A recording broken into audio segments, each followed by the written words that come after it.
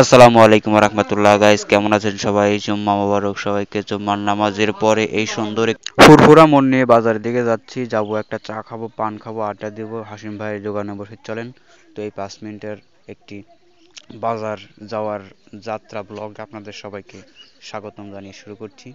রাস্তার ধারে একটি ফুলের গাছ, কত সুন্দর ফুল ফুটে আছে দেখেন। কেমন যেন হালকা হালকা মেঘ দেখা যাচ্ছে, বৃষ্টি আসতে পারে যে কোনো সময়। তো চলেন বেশি দেরি না করে বাজারের দিকে যাই, ঠিক আছে? এইখানে কিছু ছাগল পাল দেখা যাচ্ছে, এরা বসে বসে আড্ডা দিচ্ছে ঈদগা মাঠের ভিতরে।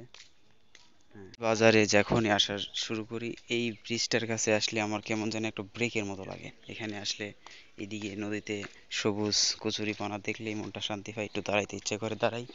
প্রত্যেক দিন যে সময় যাই অথবা আসি, যাওয়ার পথে এই জায়গাটা আমার কাছে একটু ভালো লাগে, দাঁড়াই।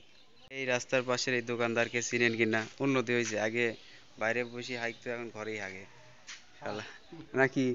ওই দোকানে খাইতে বসে বসে এখন এই দোকানেই খাচ্ছে। এই সে ঘুরতে ঘুরতে চলে গেলাম, এই যে এখানে বসলাম হাসিম ভাইয়ের দোকানে। এখানে একটা চা খাবো, গরম পানি খাবো, রুটি খাবো, সব কিছু ঠিক আছে।